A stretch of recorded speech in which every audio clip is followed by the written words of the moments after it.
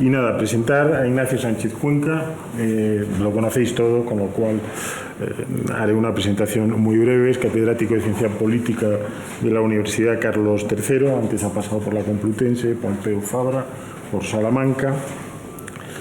Lo leéis continuamente en Contexto, lo leéis continuamente en El País, en otros sitios.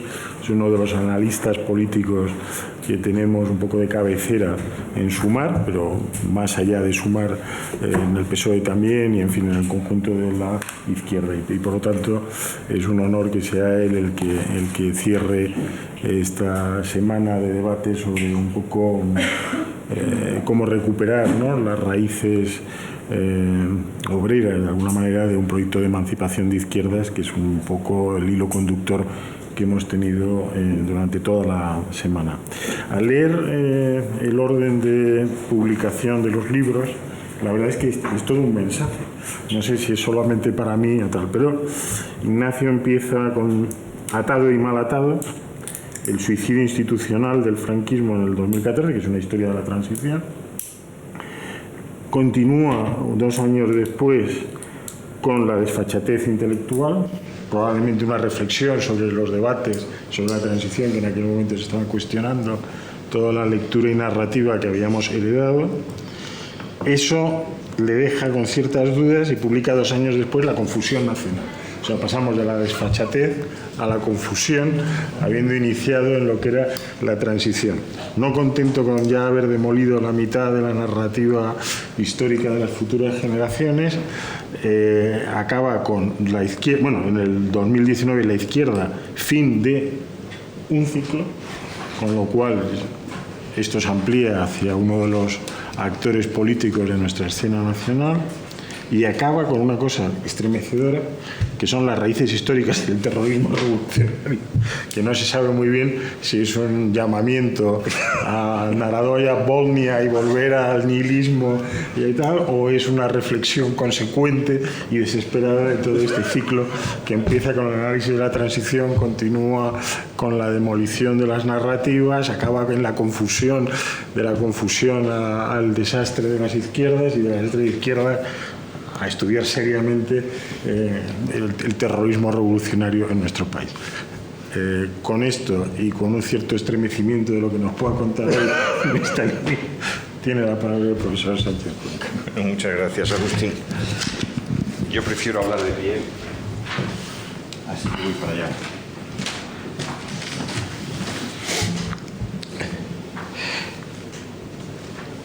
Bien, buenos días a todos. Encantado de estar aquí. Muchas gracias por la presentación generosa y divertida. Y vamos al tema. Quisiera empezar argumentando que la democracia no está en crisis, a pesar de que haya una especie de martilleo mediático constante sobre esta cuestión. Y a raíz de esta reflexión inicial iré engarzando con otros asuntos que yo creo que terminarán interesándonos a todos más. Es decir, el recorrido que voy a proponer es comenzar por una reflexión muy general sobre qué está pasando con la democracia en el mundo, si realmente está en tan mal estado como habitualmente se dice en los medios, con cierto alarmismo. Voy a intentar argumentar que no está en crisis la democracia, pero sí está en crisis una de sus dimensiones fundamentales, que es la representación, y a continuación analizaré con más profundidad la naturaleza de esta crisis de la representación política, no descartando, pero sí reduciendo la capacidad explicativa de los argumentos económicos. Yo creo que esto no se debe a problemas económicos, o al menos no exclusivamente. Después propondré una explicación alternativa y terminaré tratando de perfilar algunas ideas muy generales sobre por qué la situación actual de crisis de la representación afecta tan negativamente a las fuerzas de izquierda en España, pero también en el resto de los países desarrollados. Bien, hecha esta especie de itinerario, hecho este itinerario, comienzo con el asunto de si la democracia está en crisis. ¿Qué quiere decir? ¿Qué puede querer decir que la democracia está en crisis? Que es una frase que oímos casi a diario. Bueno, yo creo que hay dos posibles interpretaciones de esta pregunta. La primera es que el número de países autoritarios esté creciendo más que el número de países democráticos. Es decir, que en el saldo neto entre nuevas democracias y nuevas dictaduras pesen más las segundas, las dictaduras. Esa es una posibilidad. Es decir, que las autocracias o las dictaduras crezcan a mayor ritmo que las democracias. Esa es una posibilidad para entender qué quiere decir que la democracia está en crisis. La segunda interpretación posible es que los ciudadanos del mundo en los países democráticos estén retirando su apoyo al sistema democrático. Esa podría ser más bien una crisis de legitimidad que se manifestaría a través del voto a partidos que no defienden valores democráticos, que no defienden principios democráticos, o partidos antidemocráticos, si queremos. Vamos primero con, porque es una cuestión de hecho, es una cuestión empírica, si la democracia está realmente retrocediendo en el mundo. Y yo sé que hay muchos colegas míos en el ámbito académico en el que me muevo, de ciencia política, que defienden que la democracia está en retroceso, pero los hechos son un poco testarudos a veces y no lo confirman del todo. Entonces hay algunos casos claros en los que la democracia va hacia atrás. Esto ha pasado en Nicaragua, ha pasado en Túnez, ha pasado en Benín, ha pasado en Hungría, ha pasado en Turquía, ha pasado en Venezuela, ha pasado en muchos países. En buena medida es consecuencia de la explosión de nuevas democracias que surgieron tras el colapso de la URSS y la reorganización del poder mundial, donde hubo una explosión de democracias y muchos países que no estaban preparados o que no tenían unos requisitos mínimos para ser democracias, por influencia de Estados Unidos y de la Unión Europea, pues se embarcaron en una ruta democrática que ha tenido un recorrido más o menos breve. Por poner un caso un poco exótico, pero Benín era un país africano con una experiencia larga de socialismo, un país muy pobre, llega el colapso de la Unión Soviética y en unos pocos años las fuerzas políticas de aquel pequeño país se ponen de acuerdo para organizar una democracia. Esa democracia pues ha tenido una trayectoria complicada y al final pues ha fracasado, ¿no? Y esto ha pasado con muchos otros países que era muy inverosímil que pudieran consolidar sus democracias y efectivamente no las han consolidado. Ahora bien, realmente este pequeño retroceso que se ha producido en algunos países en vías de desarrollo es suficiente para afirmar que la democracia está retrocediendo. Pues eso depende de cómo se mida la democracia. Si lo preguntamos a los expertos que hay desperdigados por todo el mundo, que es lo que hacen las principales bases de datos que manejan los analistas, los periodistas, los políticos, los académicos, bases de datos como Varieties of Democracy o Videm, Polity, Freedom House y otras, o si nos ceñimos a datos objetivos, si nos basamos en datos objetivos. Entonces, esta es una comparación de lo que sucede si nos dejamos un poco guiar por el criterio de los expertos o miramos los indicadores objetivos. Entonces, la línea de abajo, no sé si esto... Sí, mejor. La línea de abajo, no se ve. Bueno, esta línea de aquí abajo, esto se corresponde con lo que dicen los expertos. Entonces vemos cómo, efectivamente, tras el final de la Guerra Fría, hay el mayor incremento histórico en el número de democracias desde 1800. Y después el crecimiento se ralentiza y finalmente se observa una pequeña caída. Esta pequeña caída es lo que está motivando el alarmismo sobre el final de la democracia, si estamos en un periodo similar al de entreguerras, etc.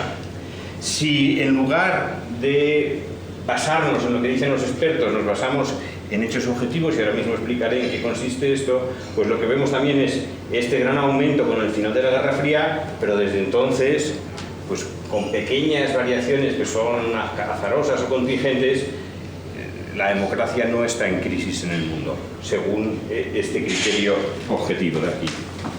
¿Cómo podemos entender la democracia objetivamente? Bueno, pues aquí quizá, tenemos un gráfico un poco más complicado, pero para resumirlo mucho, si nos fijamos en el panel de la izquierda, lo que tenemos es la proporción de veces en que los gobiernos de todo el mundo pierden las elecciones. Y al fin y al cabo eso es la democracia. La democracia es la posibilidad de que la ciudadanía decida quitarse a los políticos que están en el poder y reemplazarlos por otros. Es la característica más básica y más esencial de la democracia. Entonces, si lo medimos de esta manera, en lugar de según el criterio de los expertos, lo que vemos de nuevo es que hay un aumento muy fuerte de la democratización en el mundo a finales de los años 80 y principios de los 90, y desde entonces pues ha habido ciertas variaciones, pero esas variaciones no apuntan ninguna tendencia. ¿Esto qué es lo que nos indica? Que no es cierto que el número de democracias a nivel mundial está retrocediendo. Es decir, hay muchas democracias en las que se han perdido algunos mecanismos, que algunos llaman liberales, de frenos, de contrapesos, de Estado de Derecho, pero el ritmo de renovación del poder a través de elecciones se mantiene más o menos constante desde el final de la Guerra Fría, con pequeñas variaciones. Entonces, por ahí no está el problema. No, el problema que alarma a tanta gente no tiene que ver con que las dictaduras estén creciendo más deprisa. Los problemas tienen más que ver con el apoyo ciudadano a la democracia. Ahí sí hay algunos síntomas que son más preocupantes. Entonces, es curioso esto porque está cayendo el apoyo a la democracia en el mundo, en las opiniones públicas de todos los países, pero no aumenta el apoyo a la dictadura. Es decir, no es verdad que haya mayores proporciones de apoyo a un gobierno con un líder fuerte que cancela elecciones, o a un gobierno militar, una junta militar, ni nada por el estilo.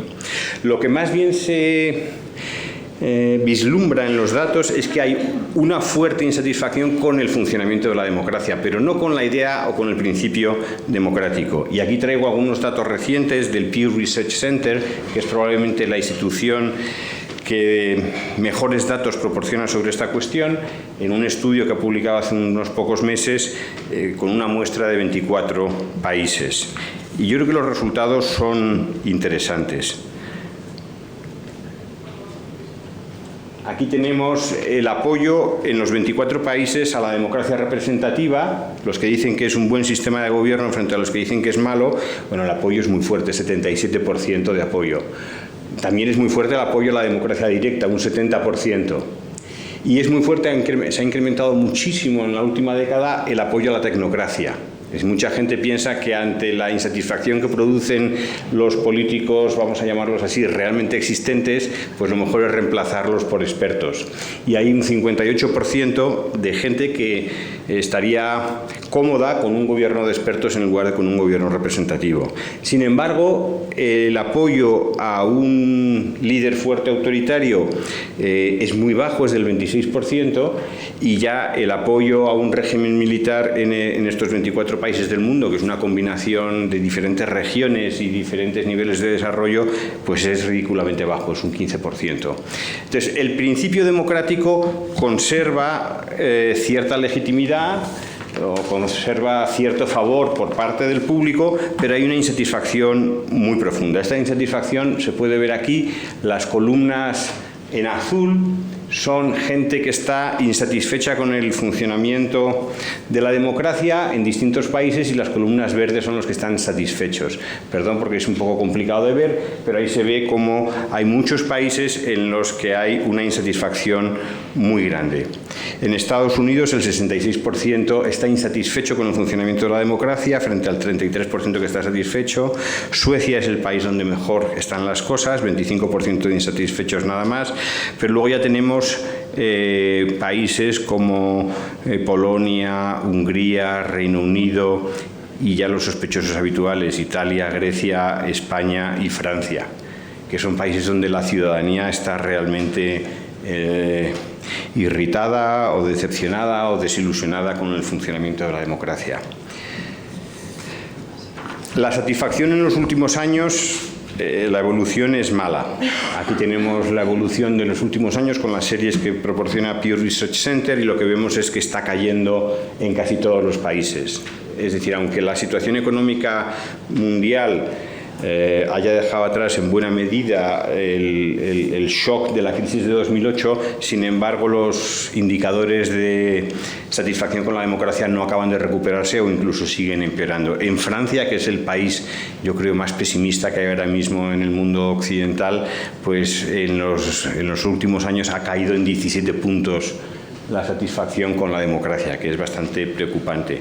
En España y en Italia, que están ahí en la parte media de la tabla, pues se observa una pequeña recuperación, o por lo menos ha dejado de caer tanto, pero seguimos en niveles muy bajos. Entonces, ¿qué quiere decir esto de que haya, por un lado, una fuerte legitimidad del principio democrático y, por otro lado, una fuerte insatisfacción con el sistema democrático? ¿Cómo encajamos ambas piezas? Bueno, yo creo que esto tiene que ver, o esto apunta en la dirección de que el problema fundamental de los regímenes democráticos en la actualidad reside en el mecanismo representativo, es decir, en la relación entre políticos y ciudadanos, entre representantes y representados. Ese es el mayor problema que hay en estos momentos. ¿Cuáles son las quejas recurrentes en casi todas las democracias? Que los políticos no hacen lo que los ciudadanos demandan, que las élites políticas y económicas prestan más atención a lo que domina en los círculos internacionales, en los ambientes cosmopolitas, más que a las ciudadanías de sus países respectivos, que los políticos se corrompen demasiado fácilmente por dinero o por ambición y que los políticos no son capaces de controlar los poderes económicos. Este es un poco un catálogo de quejas que aparecen de forma regular en los debates políticos en todos estos países. Esto indica que hay algo que falla en el mecanismo representativo. ¿Cuáles son los síntomas que podríamos identificar de esta crisis de la representación, que es distinta de la crisis del sistema democrático? Bueno, por un lado, la fragmentación o colapso de muchos sistemas de partidos. En Francia, donde, bueno, ahora el Partido Socialista tiene algunos visos de recuperación, pero ha estado prácticamente desaparecido. La derecha golista también ha atravesado un valle de lágrimas. En Holanda, donde el Partido Laborista se hundió y la derecha se fragmentó. En España, donde el bipartidismo pasó de un apoyo del 84% a menos del 50%. En Grecia, con el hundimiento del PASOK. Italia, que lleva con un sistema de partidos en proceso de centrifugación desde mediados de los 90. En fin, en casi todos los países se aprecia que los sistemas de partidos están sometidos a tensiones fortísimas. En segundo lugar, se observa también un aumento muy notable de la volatilidad electoral, es decir, las lealtades partidistas que eran el sostén o eran el apoyo para la estabilidad política, esto se ha volatilizado y ahora la gente cambia de partido de una elección a otra con mucha más alegría o con mucha más ligereza de lo que sucedía antiguamente. Los gráficos no los he traído aquí por no ser pesado con la cosa de los datos, pero los gráficos sobre la evolución de la volatilidad entre bloques y dentro de bloques en el mundo, vamos, por lo menos en los países desarrollados, es enorme. En tercer lugar, hay una caída secular de la participación política. Desde la Segunda Guerra Mundial hasta ahora, en los países desarrollados, la tasa media de participación se ha reducido en unos 12 puntos. En los países en vías de desarrollo, la caída es aún mayor, es más de 15 puntos. Normalmente entendemos que la participación popular en las elecciones es un indicador de la legitimidad del sistema o de su buen funcionamiento. En cuarto lugar, como cuarto elemento que encarna esta crisis de representación, tenemos el surgimiento de partidos protesta o partidos anti-establishment. Algunos más articulados, con ideología más desarrollada, otros más espontáneos, más estrafalarios, y quizá el ejemplo más reciente sea esto de Se acabó la fiesta, que surge de la nada y en muy poco tiempo alcanza 800.000 votos. Esto está pasando en muchos otros países, que surgen partidos que simplemente canalizan la insatisfacción o la protesta de sectores importantes de la ciudadanía. Y quizá el quinto elemento característico de nuestro tiempo de crisis de representación sea la aparición de hiperliderazgos o de liderazgos muy fuertes que prescinden de las estructuras clásicas de representación de intereses que se encarnaban en los aparatos de los partidos políticos. Así que hay bastantes síntomas de que algo está fallando en la base del sistema representativo. A esto en algún trabajo lo he llamado el desorden político, es decir, los sistemas políticos de muchos países se han desordenado, se han vuelto más o menos caóticos, están en flujo permanente, y aquí traigo simplemente una lista sobradamente conocida, no creo que a ninguno sorprenda, pero a veces cuando se ponen todos los casos juntos impresiona un poco más. Pues la elección de Trump en 2016, el asalto al Congreso en 2021, la posible reelección este año, el Brexit en 2016, la elección de Bolsonaro con el posterior asalto al Congreso, el mandato el periodo de gobierno de Modi en el que se han roto algunos principios básicos de la democracia de la India, el caso de Italia que ya he mencionado, donde vamos de partido nuevo en partido nuevo, después de la experiencia del Movimiento 5 Estrellas, ahora la experiencia de Hermanos de Italia, en Grecia el ascenso de Syriza, en Argentina la elección de Milei el año pasado, en Holanda el primer gobierno de extrema derecha, el caso francés que también he mencionado, el largo mandato de Orbán en Hungría en 2010 y el crecimiento de la extrema derecha en los países nórdicos. Yo creo que todos estos acontecimientos, si nos hubieran dicho hace 20 años que iban a suceder todos juntos, habríamos pensado que estábamos alucinando o que estábamos diciendo cosas que pertenecen a la política ficción, ¿no?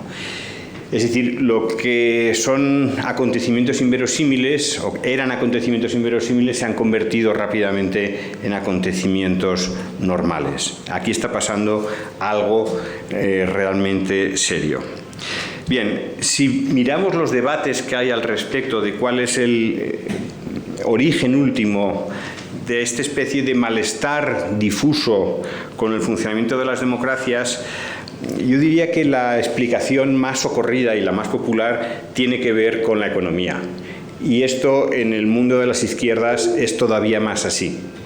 Y yo aquí voy a ser un poco, también por provocar un poco, bastante antieconomicista, considerando que no encajan bien las cosas, yo no voy a negar, por supuesto, que la crisis económica, la gran recesión de 2008 fue una especie de terremoto en la forma de gobernar y en la relación entre los ciudadanos y la política en los años posteriores a 2008, pero sin embargo eso está lejos de poder explicar muchos de los fenómenos que estamos observando en estos momentos. Entonces, los argumentos de naturaleza económica suelen centrarse en tres factores, sobre todo. Uno que tiene que ver con la inseguridad económica, otro que tiene que ver con los perdedores de la globalización y otro que tiene que ver con las desigualdades.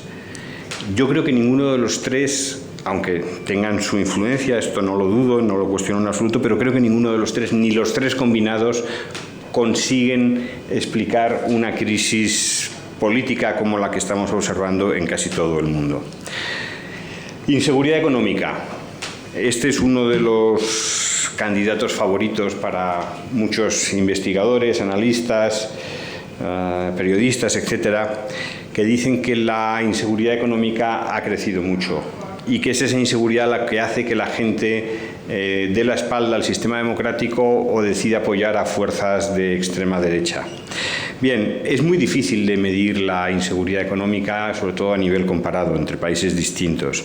Entonces hay un índice que se ha propuesto, que se ha lanzado hace no mucho tiempo, el índice de incertidumbre política económica global, que lo que hace simplemente es medir en la prensa de muchos países el número de veces en que se hace referencia a la incertidumbre económica. Y el resultado global aparece ahí, ese es el gráfico. Evidentemente hay una tendencia creciente después de 2008-2009, pero tiene mucho que ver también con la crisis del COVID. Si no hubiera sido lo del COVID, quizá el crecimiento no fuera tan elevado. Es decir, si buscamos aquí la tendencia subyacente, pues esto es más o menos así. Es un crecimiento positivo, pero es un crecimiento ciertamente limitado. No es mucho más grande de lo que había, es decir, no es una tendencia clara como para poder explicar que la política se haya descoyuntado en tantos sitios a la vez. Aunque ya digo que se apunta a una tendencia que desde finales del siglo XX parecía más o menos estable y luego va creciendo algo. O sea que aquí podría haber algo, aunque es difícil de conectarlo con muchos contextos nacionales. Quizá esta sea la explicación más popular de todas, la de los perdedores de la globalización, y aquí aparece el famoso gráfico del elefante que presentó Milanovic en su día, que esto es la distribución del ingreso en el conjunto del planeta a nivel mundial, y entonces lo que vemos es cómo ha crecido entre el 88 y el 2008 por deciles de renta. ¿De acuerdo? Entonces este es el 10% más pobre de la humanidad, este es el 20% más pobre de la humanidad, etc. Entonces, ¿qué es lo que vemos en el gráfico del elefante? Pues lo que vemos es que ha habido un fuerte ciclo de crecimiento económico para los más pobres del planeta, y esto ha hecho que más o menos algo más de 1.000 millones de seres humanos hayan salido de la pobreza desde finales de los años 80, que es un desarrollo realmente impresionante. Y luego también a los riquísimos o a los ultrarricos les ha ido de maravilla. Pero aquí hay una caída fuerte con crecimientos nulos o muy cercanos a cero, que se corresponde con las clases medias de los países desarrollados.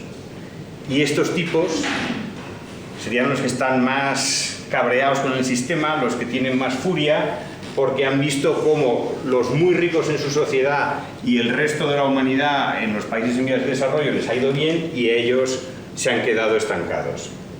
Y en el propio Milanovic, sin embargo, ha actualizado sus datos, y esta es la nueva curva del elefante para el periodo posterior a la crisis económica de 2008. Y ya no tiene forma de elefante, es la línea naranja de aquí, y lo que vemos es que desde entonces las cosas han ido en una dirección bastante distinta. Es decir, la crisis económica de 2008 ha pegado fuerte sobre los más ricos y ha pegado menos fuerte sobre los más pobres. Es decir, ha tenido un cierto componente igualitario a nivel global o a nivel mundial. No a nivel nacional, pero sí a nivel mundial. Y entonces esta explicación de los perdedores de la globalización pierde parte de su atractivo por la evolución que ha tenido lugar posteriormente.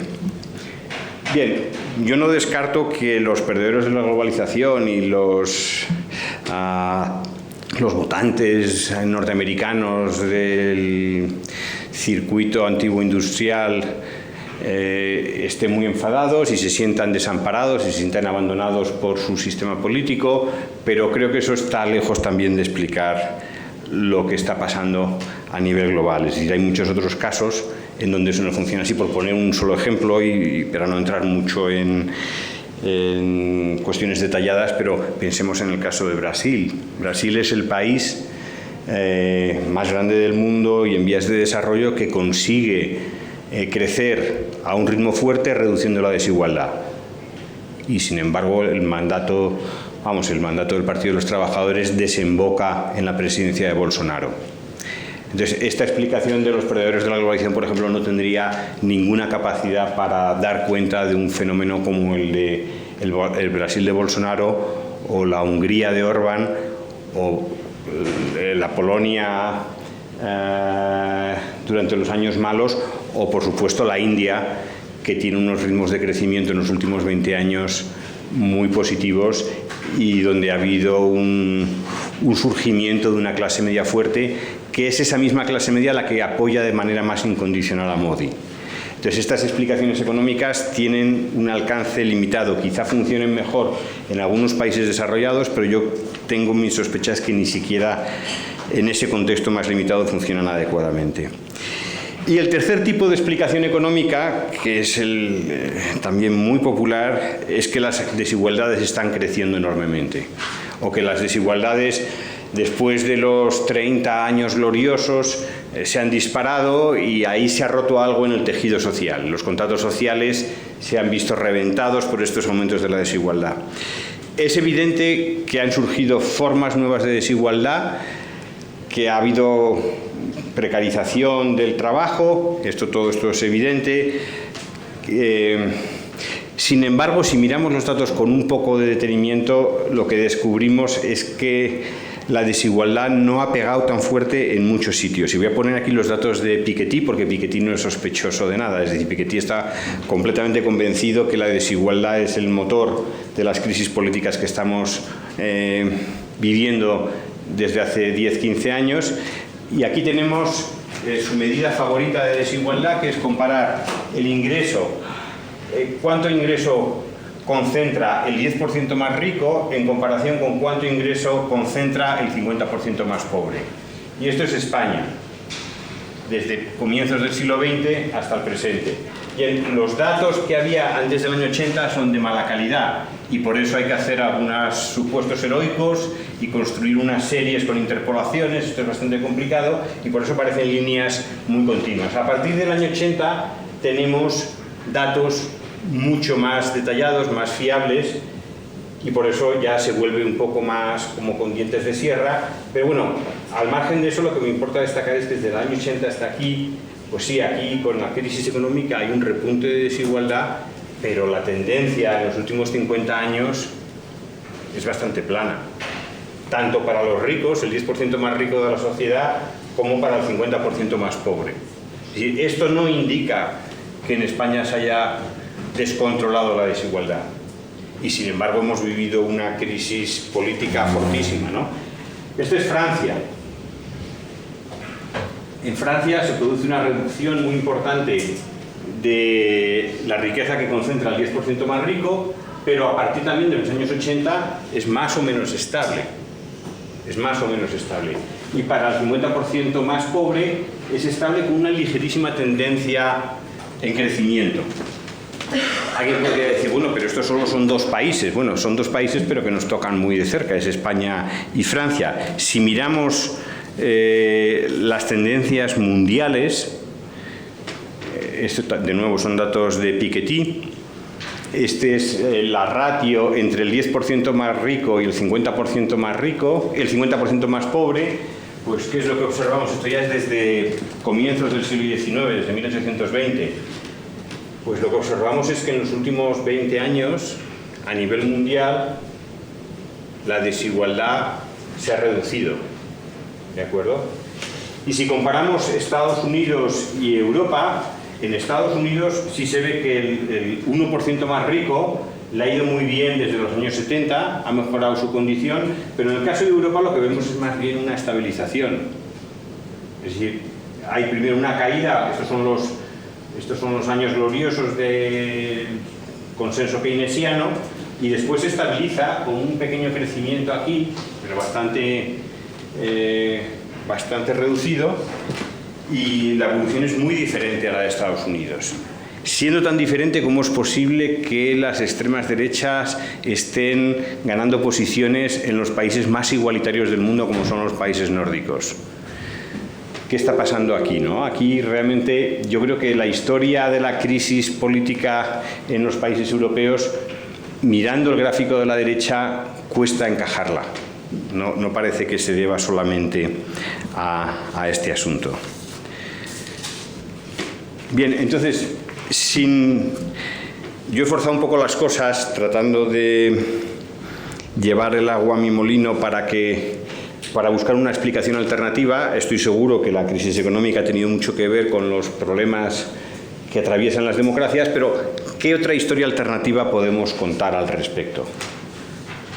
Vamos a ver cómo vamos de tiempo. Vamos bien. Bueno, pues vamos a dejar de lado por un momento el asunto de las desigualdades, los perdedores de la globalización y la incertidumbre económica, y vamos a pensar más bien en los mecanismos políticos que están detrás del desorden político de nuestro tiempo. Y para eso me gustaría repasar de forma muy breve lo que es el esquema básico de una democracia representativa. Si me deja...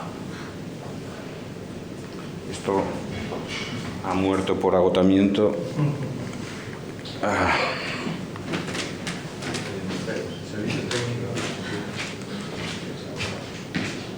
No, pero tiene pila. Pila tiene porque está... Bueno, si no me siento, ahí lo hago desde la máquina.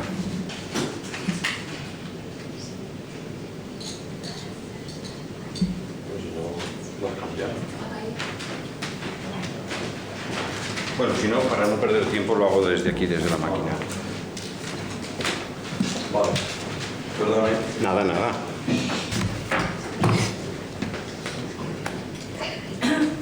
Ah, no. Es que es un problema del... Es un problema del ordenador, parece.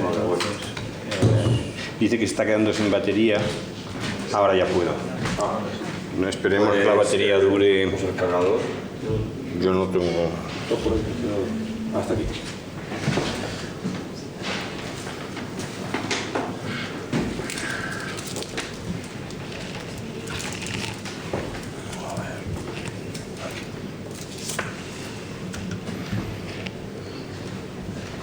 Vale, gracias. Bien, ¿qué es una democracia representativa? Es un sistema de intermediación entre ciudadanos y Estado. Y lo que tenemos en el centro, que es todo el mecanismo intermediador, está formado por ese rombo que hay, que son los representantes, que es el elemento nuclear, que tienen a su vez una relación horizontal con los medios y con los expertos. Y este conjunto de actores, políticos, medios de comunicación y expertos, bajo el control y la presión de la ciudadanía, van llegando a algún tipo de entendimiento y se transforman las demandas ciudadanas en decisiones colectivas, en políticas públicas. Bien, lo que me gustaría sugerir es que los tres elementos de la intermediación política, los medios, los representantes y los expertos, están sometidos a una fuerte crisis de legitimidad y que la mayor parte de los problemas que observamos proceden justamente de ahí. Los políticos sabemos que están en horas muy bajas, están en niveles de legitimidad minúsculos. No se había visto nunca una cosa así. En este gráfico tenemos en las barras azules la confianza en los partidos políticos y en las barras rojas la confianza en la policía. Bien, yo ya sé que esto es una cosa muy básica, pero a mí me sigue impresionando que en las ciudadanías occidentales la policía siga siendo el bastión de la confianza popular. Y los partidos políticos, España está ahí entre Letonia y Eslovenia, pues en España estamos por debajo del 10% de confianza en los partidos políticos, ¿no? Es muy cerca también de Francia, que está en torno al 10%, está hundido. Los países donde hay más confianza en los partidos políticos pues son los de siempre, Holanda, Dinamarca, Suecia, pero incluso ahí no llega ni al 50% la confianza en los partidos políticos. Entonces, los partidos están muy tocados, claramente. Los medios, no menos. Esto es la confianza en las noticias. Y también son datos comparados. España está bastante bajo, está en un 33%, algo mejor que los partidos políticos, pero sigue siendo un nivel de confianza bajísimo. En el total de la muestra de este informe está en el 40%. Ya digo, algo mejor que los partidos, pero muy mal. Los medios están sometidos a desconfianza claramente. Y los expertos, bueno, la crisis de los expertos, que en España no es tan fuerte como en los países anglosajones y en algunos otros lugares, es lo que explica, yo creo, la proliferación de teorías de la conspiración. Es decir, estos fenómenos no creo que sean independientes. La crisis de los partidos, la crisis de los medios y la crisis de los expertos tienen unos vasos comunicantes. Y en el caso de la crisis de los expertos es lo que da rienda suelta a las teorías más absurdas, desde los antivacunas hasta los terraplanistas, los negacionistas climáticos, etcétera, etcétera, etcétera, ¿no? ¿Por qué se produce todo esto a la vez? ¿Por qué se produce todo esto a la vez? Entonces, la tesis general que me gustaría presentar es que se está produciendo una crisis general de la intermediación, no solo política, sino social en todos los ámbitos de la vida, y que la gente que analiza la política tiende a pensar que la política es como una especie de reino autónomo desconectado del resto de la sociedad, pero son las mismas tendencias que observamos en muchas otras esferas las que explicarían qué es lo que está pasando aquí. Bien, antes de entrar con esto, ¿qué quiero decir con que haya una crisis general de la desintermediación social? Pues que en muchas esferas de la vida la digitalización y los valores del neoliberalismo han llevado a un empoderamiento de los individuos. Es decir, los individuos se sienten soberanos, dueños de la situación, quieren que sus deseos se conviertan en decisiones públicas, y todo esto procede en gran medida de que muchas de las cosas para las que anteriormente necesitábamos intermediadores ahora las podemos hacer por nosotros mismos.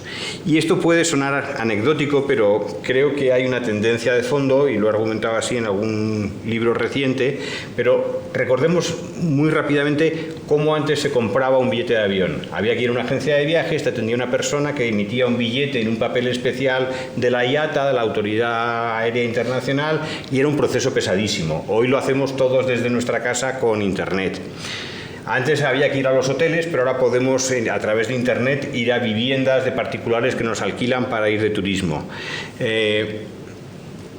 Antes necesitábamos intermediadores lingüísticos para traducir de una lengua a otra. Ahora tenemos software automático para traducir. Los intermediadores traductores tienen todos el paro por delante, salvo que se dediquen a traducir a Lord Byron o algo así, que requiere mucho matiz. Pero para el 90% de las traducciones las máquinas ya son prácticamente capaces de hacerlo. Los intermediadores financieros, la banca tradicional, está en una crisis profunda. Han surgido toda clase de competidores a través de seguros, fondos de pensiones, sociedades de inversión que realizan muchos de los servicios que antes hacía la banca tradicional. Los bancos centrales, que eran el gran intermediador de la moneda de cada país, están sometidos ahora mismo al cuestionamiento de las criptomonedas, que son mecanismos de pago totalmente descentralizados y espontáneos gracias de nuevo a la tecnología digital. Los críticos, que eran los grandes intermediadores culturales del pasado, los críticos de cine, de teatro, de literatura, de música, hoy ya nadie les hace ni caso, muy poca gente les hace caso. La gente hace caso a las estrellitas que ponen los usuarios, es decir, las evaluaciones de los usuarios se han empoderado y han arrinconado a los críticos tradicionales. Y las redes sociales han reemplazado a los medios de comunicación. Los medios de comunicación eran el gran intermediador en el debate público y hoy tienen un papel muy menor. A mí me impresiona mucho este gráfico de aquí, que es un gráfico de España, en el que se ve cómo se consume la información política por generación, y vemos que entre los que tienen 18 y 34 años, la televisión, que antes era el medio fundamental, pues ahora es un medio minoritario, y el 39 y el 44% en esas dos cohortes de edad se informan a través de redes sociales. Eso significa que se informan a través de las recomendaciones que les hace gente de confianza. Es decir, es lectura por confianza personal y no es lectura por autoridad de la prensa o autoridad de la gente, de los periodistas o de los analistas que escriben en la prensa. Bien, esta crisis de intermediación tenía que afectar a la política, es decir, de la misma manera que rechazamos a la mayor parte de los intermediadores en la vida social, rechazamos los intermediadores políticos, rechazamos a expertos, rechazamos a representantes populares y rechazamos a periodistas. Y la gran cuestión es, si estamos insertos en una crisis general de intermediación por cambio tecnológico y cambio cultural, porque la digitalización nos permite hacer cosas nuevas y porque los valores neoliberales han empoderado a la gente en una tendencia individualista donde el consumidor es soberano, la pregunta es ¿por qué esta crisis de la intermediación la explotan mejor las derechas que las izquierdas? Y esta es, yo creo, la gran pregunta de nuestro momento. Cuando comenzó la crisis económica parecía que las izquierdas iban a conseguir un mayor protagonismo, pero no ha terminado siendo así. Y aquí me quiero detener un segundo en este gráfico. Este es un gráfico importante que a mí me ha llevado mucho tiempo preparar. Aquí tenemos para los países occidentales el apoyo total a la izquierda. Estas son todas las izquierdas, las socialdemócratas y las que están más a su izquierda, ¿no? En el año 2000 estábamos por encima del 40%, hoy estamos en torno al 35%. Alguien puede pensar, bueno, son 5 puntos, pero 5 puntos cuando la política se divide en dos bloques ideológicos, 5 puntos quiere decir que el diferencial entre izquierda y derecha ha crecido en 10. Eso significa que la izquierda queda en una posición minoritaria en casi todos los países. Esta es la evolución de la socialdemocracia, que ha perdido como casi 15 puntos desde entonces, y me gustaría señalar que empieza a perder antes de la crisis económica. Y parte de la pérdida de la socialdemocracia se ha compensado, pero muy ligeramente, por un cierto ascenso de las izquierdas a la izquierda de la socialdemocracia. Y los verdes no han conseguido coger el testigo, es decir, no han conseguido acaparar el voto de izquierdistas socialdemócratas desencantados. Hay un cierto ascenso de los verdes, pero es muy pequeño. Entonces, la tendencia claramente es descendente. Esto ha pasado también en las elecciones europeas recientes, donde el bloque total de izquierdas ha pasado del 35 al 30%. Si ya no tiene ni un tercio de la izquierda en el Parlamento Europeo. Si la explicación económica a la que antes hemos aludido, desigualdad, incertidumbre, perdedores, fuera la causa principal, ¿por qué la gente abandona las izquierdas? Es decir, si se trata de recuperar igualdad económica, si se trata de mejorar oportunidades de vida, ¿por qué se abandona la izquierda? Es difícil entenderlo desde el punto de vista de la lógica económica. La extrema derecha, sin embargo, va como un tiro. Y de nuevo, me gustaría subrayar esto: es en Europa Occidental el apoyo medio a las extremas derechas. Me gustaría señalar que el crecimiento viene produciéndose desde el comienzo de los años 80, es decir, no es de ahora. Es un crecimiento, podríamos decir así, secular o estructural. ¿Que se acelera con la crisis económica? Probablemente, pero se ve ahí que la tendencia viene desde muy atrás. Viene desde los años 80, y ya en los años 80 la extrema derecha empieza a crecer en Austria, en Francia y en otros lugares. Entonces, la extrema derecha tiene algún tipo de ventaja para capitalizar esta especie de crisis general de desintermediación o crisis general de la política. ¿A qué se debe esto? Y con esto ya concluyo. Y esto ya son conjeturas o hipótesis que tengo poco trabajadas, que no tengo manera de demostrar y que presento aquí simplemente por inducir un cierto debate al respecto. Si miramos a la izquierda con una cierta perspectiva histórica, lo que le ha dado siempre su fuerza es la capacidad de hacer soñar a los ciudadanos con que había un futuro radiante, el radiante porvenir que se decía en la Unión Soviética. Y eso que en la Unión Soviética quedó ya como casi una broma pesada en los años 60 y 70, sobre todo en los años 70, pero eso era el elemento nuclear de las izquierdas, era la emancipación del género humano, la liberación de todas las servidumbres y un futuro donde cada uno podría hacer lo que quisiera, y por la mañana podría hacer una cosa, podría dedicarse a trabajos manuales, y por la noche podría ser crítico cultural, como dijo Marx en la ideología alemana, si no me falla la memoria con estas cosas, ¿no? Ese era el valor fundamental de la izquierda, que era la capacidad de poner a gente en situación muy desafortunada a soñar en un futuro que podría gestionar la izquierda de una manera muy distinta a como estaban gestionando las otras fuerzas políticas. Eso es lo que se ha perdido completamente. Entonces, no quiero ahora entrar en una disquisición sobre las utopías y las no utopías. Lo único que quiero indicar es que las izquierdas han perdido la capacidad de ilusionar a la población de que son posibles ciertas mejoras. Aunque las anuncie esas mejoras, la gente no las cree. No las cree, o bien porque vea la debilidad de los partidos de izquierda, o bien porque piense que los partidos de izquierda no van a ser capaces de imponerse a los poderes económicos, o bien porque sepan que la amenaza revolucionaria ha desaparecido definitivamente. El hecho es que cuando se pierde ese elemento de futuro y de ilusión, la gente se vuelve muy mezquina, la gente se vuelve nostálgica, la gente mira hacia atrás y trata de recuperar la grandeza perdida. Y ahí es donde la extrema derecha, la ideología MAGA, el Make America Great Again, recuperar la gloria imperial en Reino Unido, volver a sentirnos orgullosos del imperio español con Vox, etcétera, etcétera, es donde eso encaja con la gente. Le da a la gente la sensación de que se pueden recuperar cosas que se han perdido, y eso la extrema derecha o la derecha en general lo capitaliza bien. La izquierda queda en muy mala posición ahí. La izquierda puede decir, vamos a defender el modelo que funcionó hasta los años 70, pero eso está lejos de ser un valor de motivación y de movilización de la gente. Una vez que la izquierda queda en una posición minoritaria, empiezan a romperse normas sociales que se habían mantenido incólumes desde el final de la Segunda Guerra Mundial. Se rompen ciertas barreras ideológicas y hay ciertos discursos que antes solo circulaban por las alcantarillas que salen a la superficie. Discursos xenófobos, discursos excluyentes, discursos negacionistas, discursos liberticidas y también discursos libertarios estilo Milei o Díaz Ayuso. Entonces, aquí las izquierdas se enfrentan a un dilema tremendo, y es que hay un fuerte malestar en la sociedad, pero no saben cómo canalizar dicho malestar.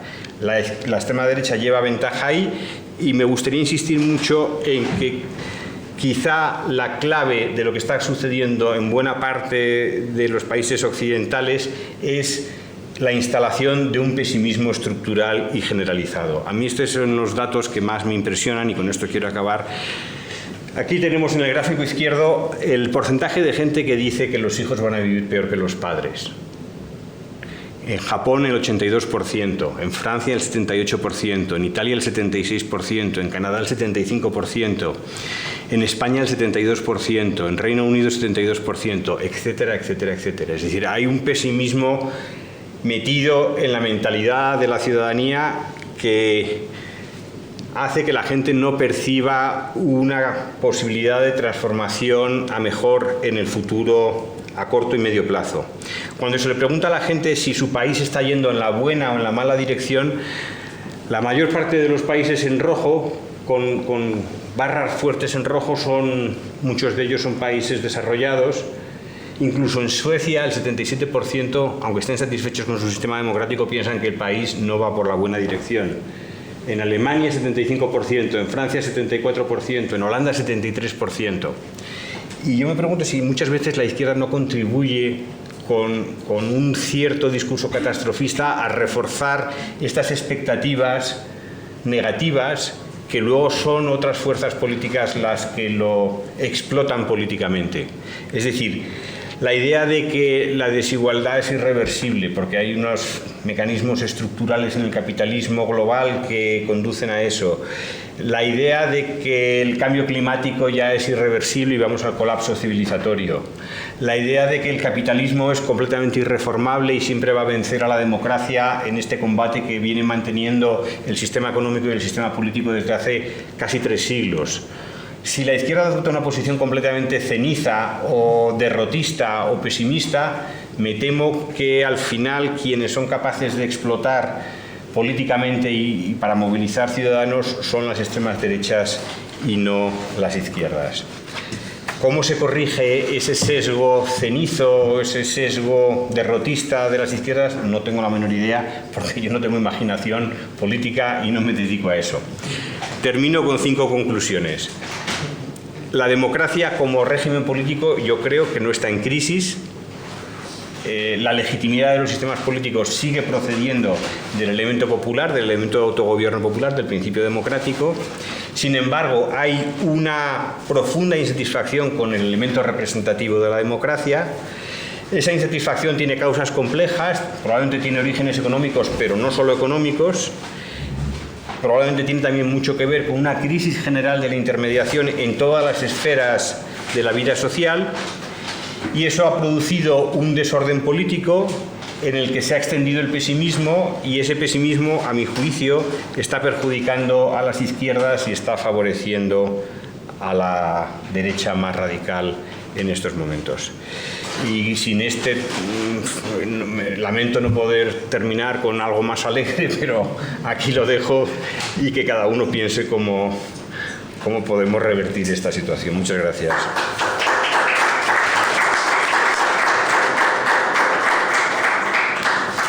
Muchísimas gracias, Ignacio. Ahora, para levantarnos el ánimo, hacemos un turno de preguntas. ¿Empiezas? Ahora mismo yo.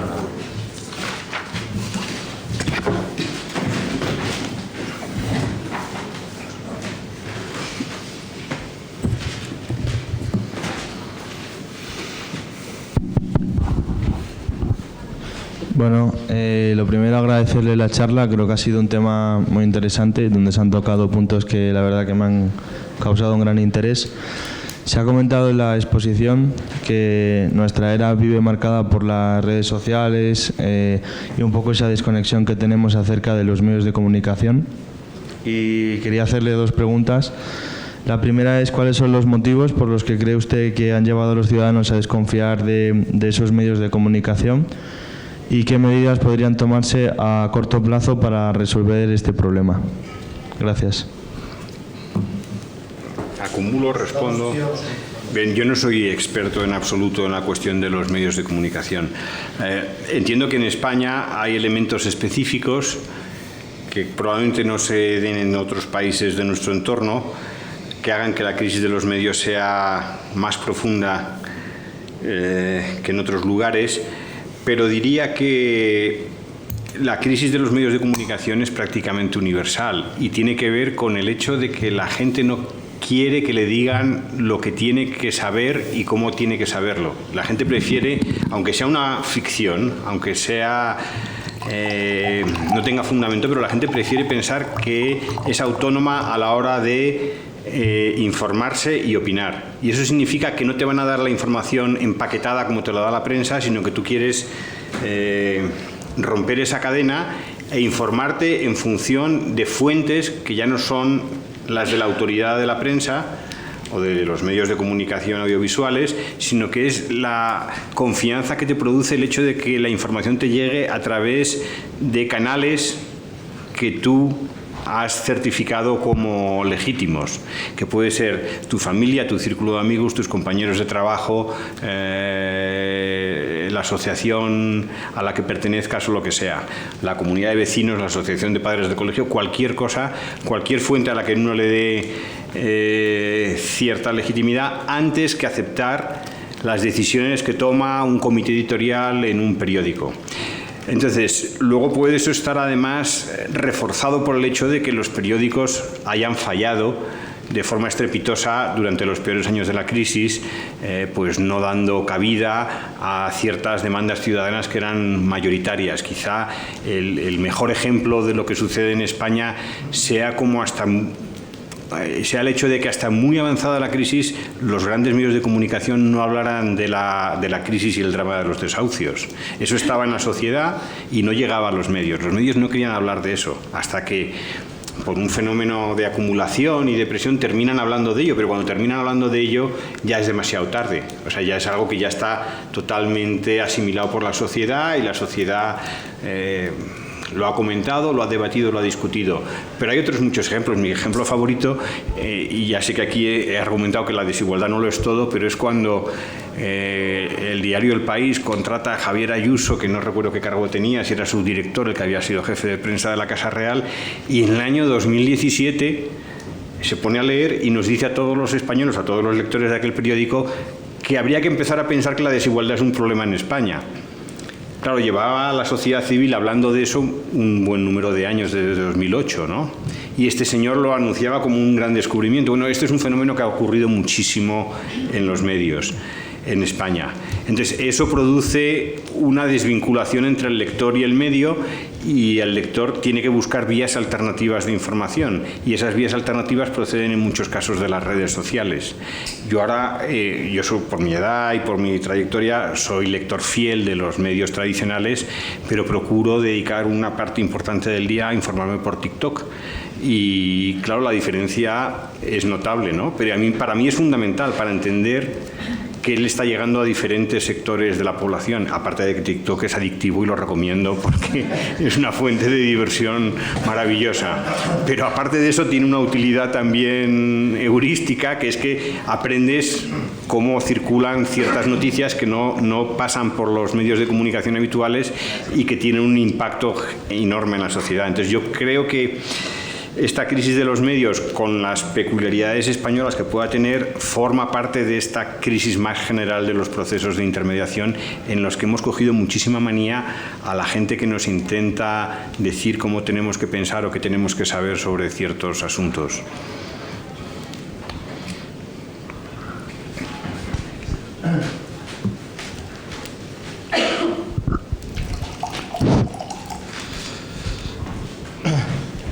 Bueno, Muchísimas gracias, Ignacio. Ha sido súper, en fin, ya te conozco, brillante y la verdad que muy estimulante. Procuraré no decir muchas cosas porque además eres mi jefe en el departamento, así que seré bueno.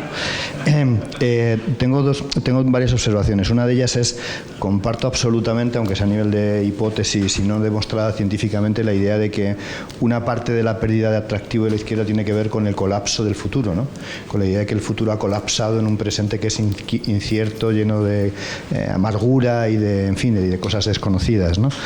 El asunto es que eso plantea un problema en términos de cómo salir de esa situación, que es un debate que sí que está muy presente en nuestras izquierdas, las moderadas y las menos moderadas, que es si tenemos que reconstruir el relato, es decir, si tenemos que apostar por enfatizar los aspectos que tienen que ver con construir o reconstruir un futuro promisorio, no sé si brillante, pero al menos promisorio, donde podamos vivir mejor, y apostar por la idea de recuperar la practicidad y utilidad de la política para la gente, ¿no? Entonces, me gustaría saber qué piensas en relación con esto, porque ha habido como bastante antítesis en esta cuestión, ¿no? Y luego ya hay una cuestión que has planteado, que ya, en fin, es una cosa sobre la que vengo reflexionando también, tengo un problema con la asociación entre los datos integrados a nivel global y la lectura local de los datos, ¿no? Es decir, el problema es que es verdad que cuando tú ves los datos globales de evolución mundial, por ejemplo, en términos de desigualdad, y la desigualdad como un factor explicativo de la crisis de las izquierdas o de la crisis de la política, no resulta. Es decir, no encuentras datos suficientes que justifiquen que la desigualdad sea un factor relevante, ¿no? Pero probablemente una de las cuestiones es que estamos interpretando localmente lo que solamente es pensable globalmente, ¿no? Es decir, porque la desigualdad como factor de movilización política es local, es nacional. Entonces, el asunto es cómo los factores nacionales, que no necesariamente a lo mejor se compadecen con los datos globales, son un activo, un motor, un catalizador muy potente del descontento en este contexto, ¿no? Entonces, me parece que ese gap entre lo nacional y lo internacional creo que es muy importante tenerlo en cuenta a la hora de poder explicar fenómenos, porque si no hay cosas que no se van a entender, ¿no? Entonces, yo creo que esa es la cuestión, ¿no? Y luego hay una cosa que me ha interesado muchísimo, yo leí tu libro sobre el tema de la crisis de la intermediación, y es esta idea de la lectura por confianza personal, ¿no? Es decir, como en algunas generaciones este modo de acercarse a la información ha sustituido pues, lo que era el trabajo de los expertos o el periodismo científico, etcétera, ¿no? El asunto es lo complicado que es salir de esto. O sea, el asunto es lo difícil que es, porque esta es una dinámica que se retroalimenta permanentemente, ¿no? Solo leemos a los nuestros, ¿no? Entonces, en el solo leemos a los nuestros porque es lo que nos da confianza, lo que nos da seguridad, lo que es un mecanismo de retroalimentación emocional también tan potente, que salir de esto es, en fin, es muy complicado. Bueno, no quería desesperarme con esto, y me quedo con la esperanza que traes de TikTok. Yo no soy de TikTok, además me era bastante, pero bueno, ya que lo has mencionado y visto los usos heurísticos que tiene, pues igual me animo. Gracias. Sí, antes de si yo añado una pequeña cosa a esto del pesimismo, y es conocéis todos el informe sobre desarrollo humano del PNUD, ¿no? Y después de la gran crisis del COVID, Achim Steiner, que era el director del PNUD, encargó una encuesta que se hizo en 63 países. 63 países, teniendo en cuenta que son 193 los de Naciones Unidas, los Estados miembros, era una muestra bastante representativa. Y lo publicó en el Informe de Desarrollo Humano de septiembre del año 22, y era el año 21-22, ¿no?, del Informe de Desarrollo Humano. Y esa encuesta, lo que sacaron son estos datos de pesimismo a nivel global de una forma espectacular. Hasta el punto de que, no sé de dónde sacó las estadísticas, de los años 30, lo que venía a decir era que el índice de pesimismo que se detectaba en esa encuesta de 63 países era superior al provocado después de la crisis del año 27, y que va en paralelo al crecimiento de toda la extrema derecha en Europa occidental. Eso dio muchísimo que pensar. De hecho, fue uno de los eslabones que provocó la necesidad de reformular toda la Agenda 2030 y ahora la Cumbre del Futuro y todas estas cosas que tenemos en los próximos meses. O sea, esta cuestión del pesimismo. Y lo vuelvo a traer ahora a un punto anterior. José Baviano, que no sé si le conocéis, es un historiador de la Fundación 1 de Mayo y uno de los mejores historiadores del movimiento obrero, bueno, y luego sobre Madrid, probablemente sin duda el mejor,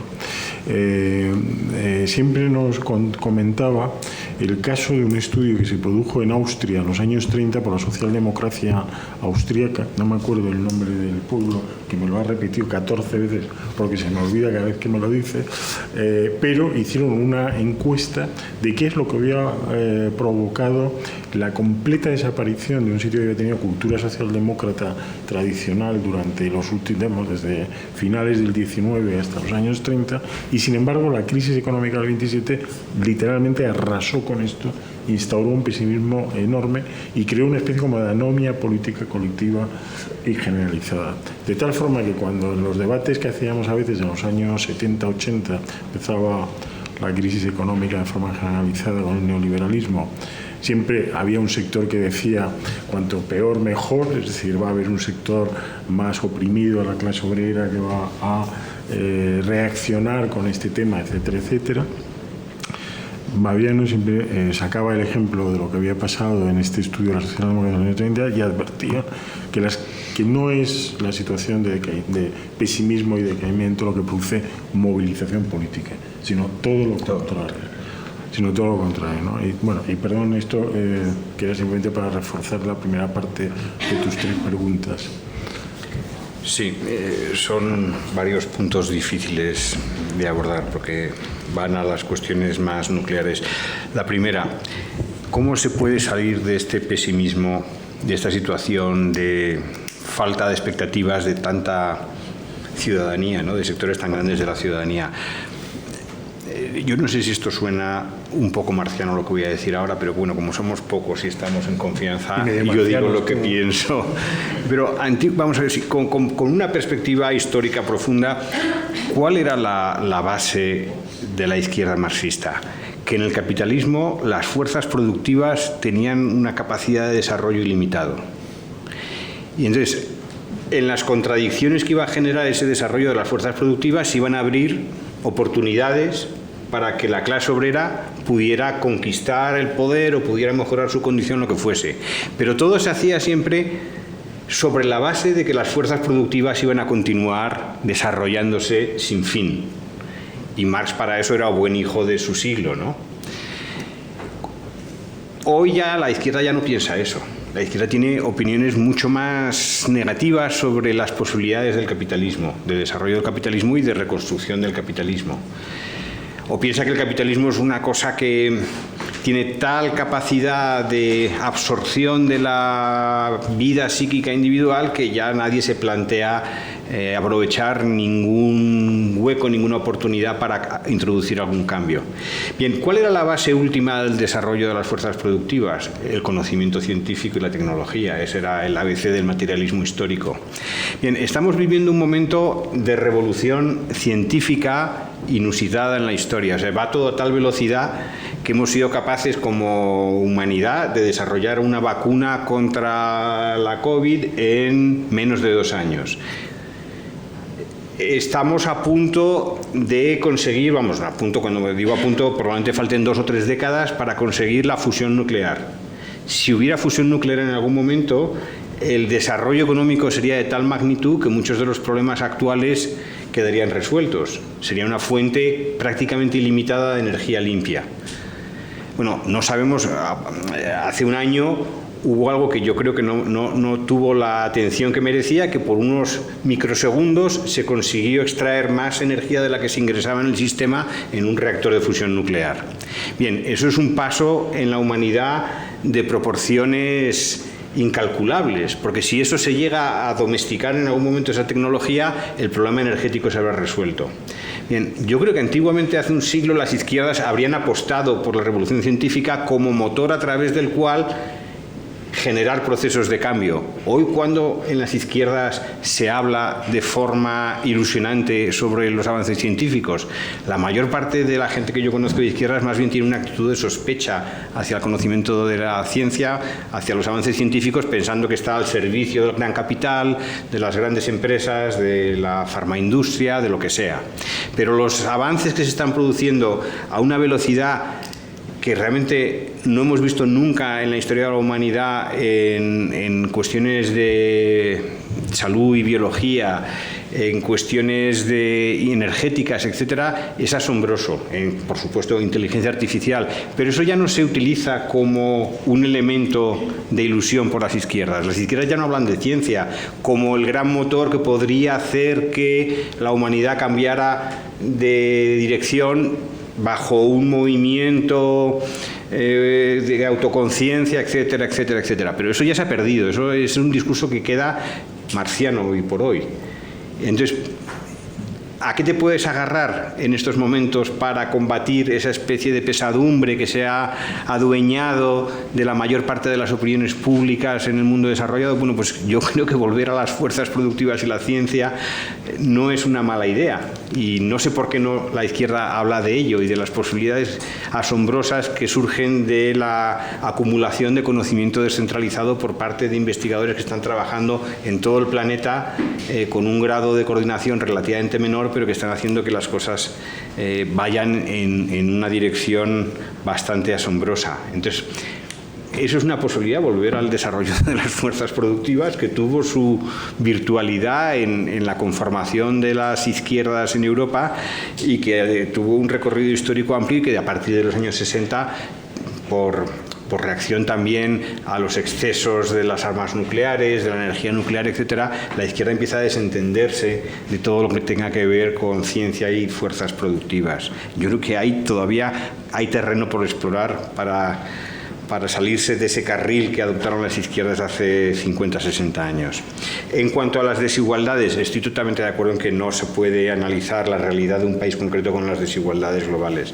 En términos globales sabemos que la desigualdad va bien, porque ha salido muchísimos cientos de millones de seres humanos de la pobreza estructural. Eso es una buena noticia. Pero en muchos países la situación sigue estando atravesada por injusticia, relaciones de explotación, etcétera, etcétera.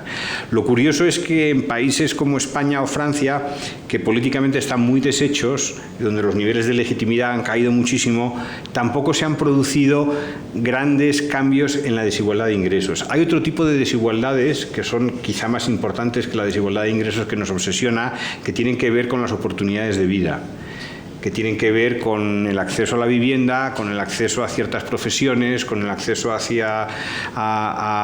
ciertos recursos educativos, y ahí hay grandes desigualdades en España.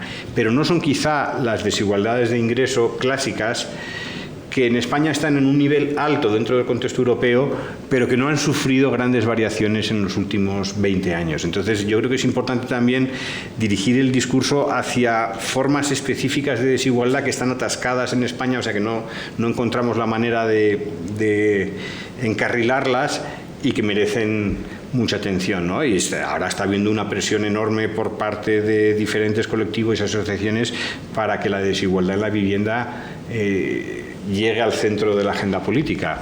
Pero la desigualdad de la vivienda, que es una desigualdad patrimonial o es una desigualdad de riqueza, es distinta de la desigualdad de ingresos. En desigualdad de ingresos la cosa no está tan mal, porque en España casi toda la desigualdad que se genera después de la crisis de 2008 tiene que ver con el paro. Es ahí donde se produce un pico local de desigualdad que tiene que ver con el paro. En la medida en que el paro está ahora es menos de la mitad del que había en el año 2015, pues la desigualdad de forma mecánica se reduce. Es decir, vamos a decirlo de otra manera, mientras que la desigualdad en los países anglosajones, en Reino Unido y en Estados Unidos, viene en buena medida producida por la concentración de riqueza en el 1% más rico, en los países del sur de Europa los problemas de desigualdad han venido por el empobrecimiento del 30% más pobre, del 50% más pobre, no porque los ricos se hayan hecho riquísimos, o sea, nosotros no tenemos plutócratas como los que hay en Estados Unidos o en Gran Bretaña. Lo que tenemos es un 50 o un 30% de la población que se ha depauperado, que son en los que se ha concentrado la pérdida salarial del 10% aproximadamente que hubo en España, y ahí se ha concentrado. En la medida en que después la economía ha conseguido recuperar parte del terreno perdido, pues esa desigualdad la desigualdad de ingresos ha vuelto a reducirse. ¿Quiere decir eso que la situación es buena? No, evidentemente hay focos de desigualdad que son muy preocupantes y que están ahora mismo quebrando la sociedad en diversos ejes de conflicto. En eso yo estoy totalmente de acuerdo con eso. ¿Cómo se sale del asunto de los medios de comunicación, o sea, de la pérdida de autoridad y de influencia de los medios de comunicación tradicionales? Yo creo que nunca vamos a volver al modelo original. El modelo original se ha reventado como consecuencia de cambios tecnológicos que tienen que ver con la digitalización. Y entonces la cosa es si estamos ahora en un momento de máxima confusión, donde esto es un caos total y poco a poco habrá formas de autoorganización y surgirán algunos canales que merezcan más confianza que otros, pero de una forma bastante descentralizada y espontánea. Es decir, yo no creo que haya la posibilidad de que surjan desde arriba proyectos de comunicación que vayan a ganarse el apoyo de la gente. Entiendo yo. Y lo que tú has mencionado, Agustín, yo estoy de acuerdo con ese planteamiento. Quiero decir que ese pesimismo anómico que se ha instalado en buena parte de las sociedades es lo que hace que muchos ciudadanos sean receptivos a mensajes que prometen recuperar una grandeza que se fue, que tuvieron esas sociedades pero que ya no está, y que hace muy tentadora la vía nostálgica de ejercicio del poder, ¿no? Que es lo que yo creo que está detrás de las grandes derechas, vamos, de las derechas radicales grandes, porque hemos mencionado lo de Trump y la ideología MAGA, la cosa un poco loca de los Tories y del Partido de la Reforma con recuperar las glorias del imperio, pero también es en Francia también es la grandeza francesa lo que reivindica la extrema derecha, ¿no? Y en Vox aquí en España tampoco hay tanto que reivindicar, pero se van a los tercios y se van a la conquista de América y a la Malinche y al no sé qué, ¿no? Pero esos son como las referencias culturales que están funcionando en muchos sectores de población joven, que de repente dicen, bueno, ¿por qué tiene que haber una izquierda que esté hablando mal de mi país cuando yo me siento orgullosísimo de que hayamos nunca dirán colonizado ni conquistado, pero que hayamos construido la hispanidad en medio globo terráqueo, ¿no? Y entonces ahí se producen unos choques culturales que se alimentan justamente de esa especie de anomia que ha producido la falta de expectativa de futuro. Ahora, ¿cómo se reintroduce la expectativa de futuro? Esa es la gran cuestión, pero yo creo que pocas veces se plantea así en los debates sobre la izquierda, es decir, la capacidad que tenga la izquierda de ilusionar, no de defender el modelo que está cuestionado por los embates neoliberales. Eso ya sabemos que tiene un resultado y nos permite resistir 4 años más a la llegada de la derecha, ¿vale? Pero eso no es un proyecto de medio plazo ni de largo plazo, es un proyecto de corto plazo que está operando en casi todos los países europeos, es decir, que se forman frentes de resistencia ante el avance de la ultraderecha, pero eso no es un proyecto de futuro, eso es un proyecto de resistencia a corto plazo, es otra cosa. Julián, ¿tú querías? Muchísimas gracias. Creo que las reflexiones están muy, muy interesantes porque y cierra, digamos, este curso maravillosamente, pues, en todo lo que hemos venido conversando. Tenía de pronto no preguntas sino reflexiones que se me vienen un poco a la mente, pues por temas que he venido leyendo o estudiando. Pues lo primero es, acá en España hay un gran estudioso de las desigualdades que se llama Joan Benach, que es profesor, digamos, de la Universidad Pompeu Fabra y fue el director de este informe de precariedad laboral y salud mental, ¿cierto? El informe PRESME, y que tuve, pues, que ya lo mencioné una vez, pues que tuve, digamos, la fortuna de colaborar. Y él siempre critica algo, y es que cuando el análisis de desigualdad se hace de manera global, ¿cierto? Digamos que da estos datos de sensación de que vamos bien, ¿cierto? Entonces, él digamos, a partir de su conocimiento en temas de salud pública, pues habla del tema de los gradientes sociales, ¿cierto? Que es otra palabra de la interseccionalidad.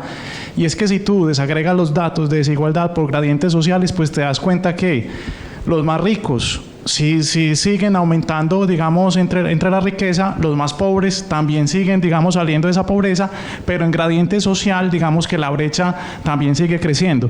Entonces yo creo que en estas reflexiones que estamos haciendo, pues yo creo que antes hay que visibilizar, ¿cierto? Digamos, estos, digamos, estudios de la desigualdad para poder, digamos, generar esas reflexiones y concienciar o visibilizar, digamos, estos temas, digamos, que pueden generar generar digamos que puede generar esos cambios sociales que se necesitan. El otro tema que quería reflexionar un poco es que también yo creo que a lo largo de este curso lo hemos visto, esto es un tema interdisciplinar, ¿cierto? Esto es un tema, digamos, de muchas disciplinas que hay que poner a conversar. Y que hay que buscar estos métodos interdisciplinares tan necesarios. Yo creo que Agustín de pronto ha traído una perspectiva muy interesante, que es la perspectiva histórica, ¿cierto? Que yo creo que esa perspectiva histórica ayuda mucho a entender los problemas. Y siguiendo con Pedro, con la reflexión de Pedro, yo no creo que la teoría del colapso sea mala, sino que ha sido mal explicada. ¿En qué sentido? Y aquí puede ser algo interesante, y es que hoy en día ha venido emergiendo una ciencia que se llama la historia del cambio climático, ¿cierto? Esto pues digamos hace 50 años no se hablaba, ¿cierto? Y este libro pues digamos de Jared Diamond que empieza pues a hablar de los colapsos de las civilizaciones, pues abre ya toda una teoría, digamos, de hay que estudiar el colapso, ¿cierto? Y los historiadores hacen énfasis no en la, digamos, en el fatídico destino del colapso, sino que los historiadores hacen énfasis es en la capacidad de adaptación de las civilizaciones. Y yo creo que eso es lo que hay que despertar como positivo, esa capacidad de adaptación de las civilizaciones, ¿cierto? Y digamos que el ejemplo que utilizan recientemente, pues a mí me gustó mucho, que es que pues yo no lo conocía, pues que fue el tazón de polvo de Estados Unidos, ¿cierto? El Dust Bowl, digamos, que se sufrió, digamos, ¿cómo explican? ¿Cómo ese tazón de polvo, que fue en los años 30, que fue, digamos, al mismo tiempo de la crisis económica del 29, ¿cierto? Digamos, ¿cómo explican que, digamos, juntando estos dos temas, ¿cierto? Un tema climático, porque también, digamos, era generado por el arrastre de la deforestación que había, digamos, en el medio de Estados Unidos con la crisis del 29, como, digamos, la capacidad de adaptación, ¿cierto? Que fue la que despertó la movilización, digamos, de nuevas políticas, pues se salieron, pues, digamos, también un poco de esa situación. De hecho, a partir de ahí fue que se encargó la creación del PIB, que hoy pues ya sabemos pues las cuestiones que tiene. Entonces, creo que ahí hay que incidir, ¿cierto?, en la capacidad de adaptación, y esto lo conecto con la democracia, ¿cierto? O sea, digamos que ayer también lo discutíamos un poco, no hay capacidad de adaptación si no hay participación democrática, ¿cierto? Digamos, y ahí es donde hay que generar un discurso, ¿cierto?, positivo, estudiar, ¿cierto?, sacar investigaciones, traer la historia, digamos, en este aspecto. Entonces lo quería mencionar porque creo que este debate es muy interesante para eso. Y lo otro, pues al final, es que, bueno, no puedo dejar de mencionarlo porque pues igual también hace parte de las reflexiones de la democracia, creo que hay todavía, y este es un debate muy viejo, la idea de progreso, ¿cierto? La idea de progreso. Yo creo que hay que reescribir la idea de progreso, digamos, desde esa posición, digamos, que pueda atacar esta idea, digamos, de pesimismo que de pronto pueda existir. ¿Y en qué sentido? Pues claro, hoy hay un autor que es Steven Pinker, que digamos que habla de que efectivamente la tecnología, digamos, hoy en día pues nos ha permitido avanzar mucho, pero no es, digamos, de alguna manera en la forma en que se ha producido, ¿cierto?, que tal vez sea lo que necesitemos. ¿A qué me refiero? Y volviendo con el core, o el corazón de este curso, que es la democracia, ¿cierto? O sea, yo estoy de acuerdo con la inteligencia artificial, pero lo que no estoy de acuerdo es que se decida por solo unas empresas, ¿cierto? O sea, necesitamos, digamos, expandir, digamos, el tema de la democracia, digamos, en todos estos sectores.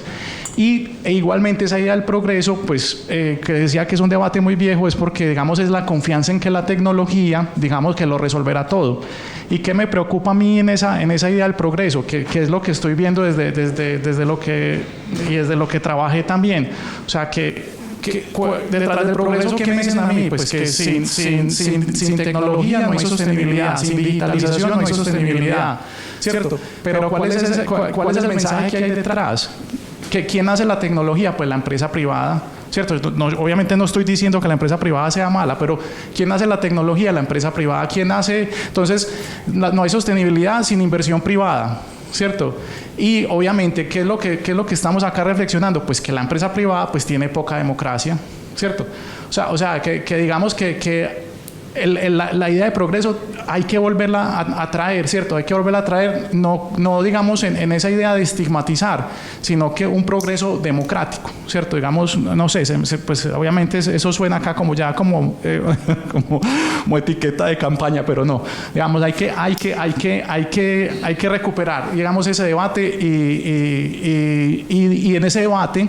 Y ya con esto cierro, pues que también lo hemos mencionado, que digamos, esa idea de progreso pues no implica ese crecimiento infinito, ¿cierto? Es decir, hoy se viene estudiando muchos temas de decrecimiento, lo que pasa es que se ha mal explicado y ese es el punto que yo creo que también hay que recuperar, porque es que decrecimiento no es decrecimiento en todos los sectores, ¿cierto? Un físico que se llama Capra, ¿cierto? Fritjof Capra, desde los años 70 escribió un crecimiento de calidad, ¿cierto? O sea, es decir, hay que decrecer en algunas cosas y crecer en otras, y eso es de pronto tal vez lo que haya que encajar en la idea de progreso.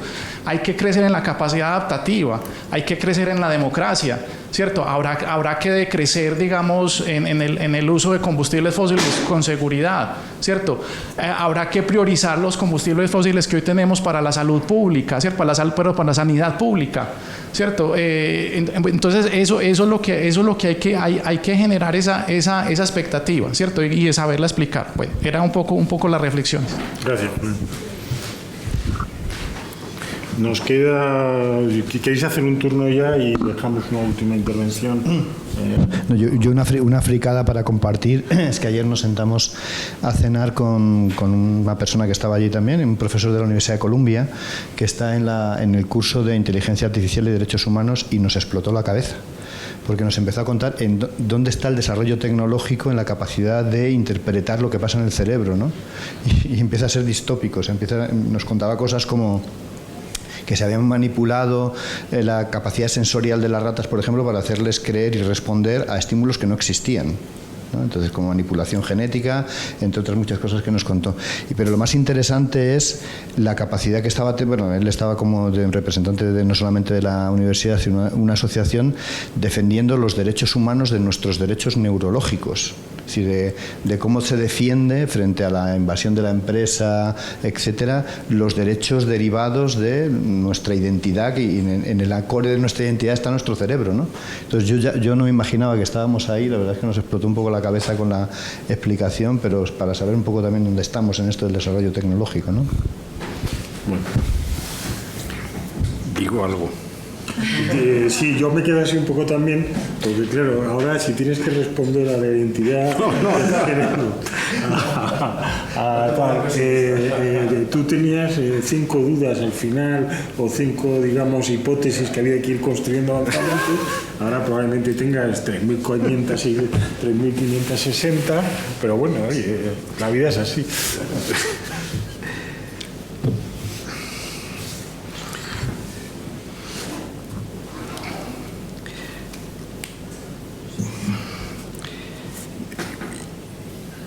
Vamos a ver, yo puedo estar muy de acuerdo en que tenemos que prepararnos y adaptarnos como sociedad ante los desafíos más acuciantes. Eso no admite duda, y que tenemos que estudiar esto con un gran nivel de detalle. En eso estamos de acuerdo, yo creo que todos. Ahora bien, la cuestión está cómo se traduce eso políticamente. Es decir, la actitud es correcta, pero si desde la izquierda se carga demasiado en que esto se va al carajo, resulta mucho más tentador apoyar o prestar atención a quien te dice que todo esto es una gran mentira y que el mundo puede aguantar 2 siglos más o lo que sea de energías fósiles, y que el calentamiento global es una filfa porque en Teruel sigue haciendo mucho frío, etcétera, etcétera, ¿no? Entonces la cuestión está no solo en tener razón, sino en tener cierta capacidad de persuasión en sociedades complicadísimas, en sociedades muy fragmentadas, donde la gente recibe información muy contradictoria unos con otros Y entonces, ¿cómo puedes conseguir ahí no ser el que más sabe y el que más razón tiene, sino el que más capacidad de persuasión tiene en la sociedad? Y ahí se produce siempre, vamos, desde hace mucho tiempo, pero ahora yo creo que con más intensidad, unos dilemas horribles dentro de las izquierdas. Y cómo equilibrar o cómo conjugar esos dos elementos es extremadamente difícil. Y yo, estando de acuerdo con muchas de las cosas que se han dicho, sigo pensando que en los últimos tiempos la izquierda ha sido demasiado pesimista, es decir, ha transmitido un mensaje de desesperanza muy fuerte, bajo el supuesto de que la desesperanza es una forma de lucidez, es una forma de realismo, de no volver la cabeza cuando nos enfrentamos a un peligro enorme. Entonces, la alternativa a eso no puede ser una noción decimonónica de progreso, en eso estamos de acuerdo, no tiene sentido volver a esas ideas de un progreso lineal, ininterrumpido. Vamos a pasar por unas décadas muy complicadas demográfica y climáticamente, de eso yo creo que hay un acuerdo entre la mayoría de los expertos, pero sabiendo todo eso, la cuestión está en cómo modulamos o cómo conseguimos formular un mensaje que no sea completamente desesperanzador para la ciudadanía. Y si lo único que decimos es que los medios de comunicación están podridos, que el capitalismo ha triunfado, que el neoliberalismo se ha apoderado de nuestra vida cotidiana y de nuestros valores, si nos mantenemos en ese discurso que es ultracrítico, pero que no consigue atraer apoyos porque la gente lo ve como una cosa de la que más vale huir porque no, te amarga la existencia, pues eso no sirve, ¿no? Entonces, la cuestión está en cómo transmitir creíblemente que hay posibilidades de cambio, reforma, que no suenen absurdos, pero que también sean ambiciosos porque se estén aprovechando de las oportunidades que genera el desarrollo del conocimiento y la tecnología, ¿no? Entonces se están abriendo oportunidades enormes y si se produce, que no lo sabemos, pero si se produce la revolución energética que algunos auguran a través de formas limpias de explotación de recursos, sobre todo el hidrógeno, pues entonces cambiaremos de época histórica. Y cuando eso se revise desde el futuro, cuando en el futuro se revise lo que estábamos pensando ahora, muchos podrían creer que nos dejamos llevar por una falta de visión de que estábamos condenados a extinguirnos y no estábamos viendo las posibilidades que había de que esto pegue un giro, ¿no? Entonces, ese giro a lo mejor no lo impulsa la clase obrera internacional, no lo impulsa la clase universal, pero puede darse, es decir, yo no descarto, o sea, tampoco quiero ser optimista e ingenuo, lo que estoy diciendo simplemente es que nos encontramos en una encrucijada histórica en la que todo puede salir mal, pero también todo puede salir bastante mejor. Y eso tiene que ver con que la democracia no se colapse, desde luego, como se ha dicho, con que la democracia se mantenga y por lo tanto haya elementos de autogobierno que son fundamentales para restringir ciertas tendencias suicidas del sistema, pero pasa también porque creamos en las posibilidades de desarrollo del conocimiento científico y la tecnología y las podamos aprovechar para reconvertir algunas situaciones, para corregir algunas situaciones de ahora que consideramos indeseables, ¿no? Entonces, ¿dónde está exactamente ese equilibrio? Yo, como no me dedico a estas cosas discursivas, ni de hacer programas políticos, ni nada por el estilo, yo no sé afinar.